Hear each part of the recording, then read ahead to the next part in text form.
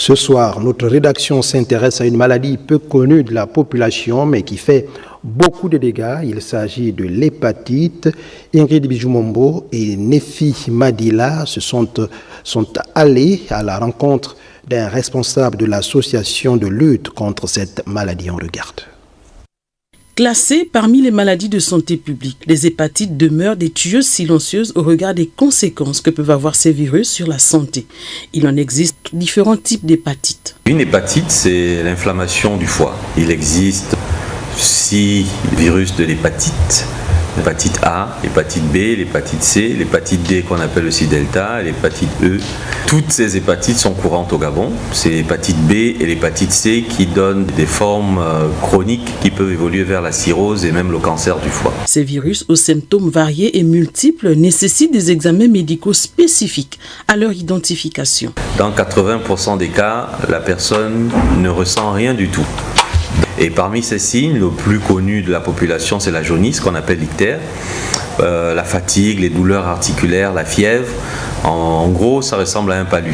Pour savoir si vous avez une hépatite, il faut faire un test de dépistage. Et c'est à partir de ce test qu'on trouvera des traces d'un des virus de l'hépatite. Il y a un traitement qui permet de guérir contre l'hépatite C au bout de 6 mois de traitement. Donc je parle bien de guérison. Pour l'hépatite B, on a un vaccin qui protège à plus de 95%.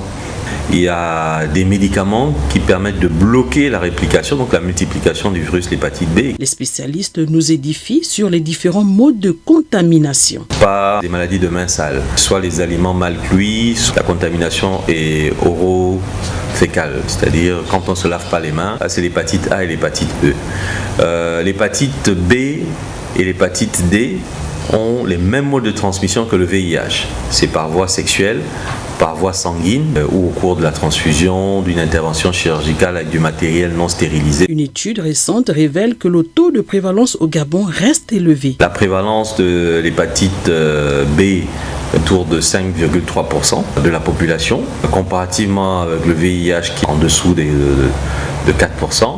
Vous voyez que l'hépatite B est déjà plus fréquente que le VIH. Pourtant, les pouvoirs publics mettent beaucoup d'efforts sur la prise en charge du VIH. Les moyens de prévention existent et doivent être connus dans le but d'éviter d'autres contagions. Une contamination materno-fœtale qui fait qu'à l'âge de 25 à 30 ans, l'enfant qui a été contaminé à la naissance va développer une cirrhose autour de 20, 25 ou 30 ans. Il y a une phase pour l'hépatite B et l'hépatite C où la personne n'est pas guérie au-delà de 6 mois et va évoluer vers la chronicité. Et c'est ceux qui évoluent vers la chronicité qui, au bout d'un certain nombre d'années, vont développer la cirrhose ou le cancer du foie. In fine, ces tueuses silencieuses doivent avoir un regard particulier des autorités de la santé, au même titre que le VIH-Sida et autres maladies ayant également des effets mortels et lents. Par ailleurs, la sensibilisation des populations reste l'un des moyens efficaces pour pouvoir éradiquer ces virus mortels.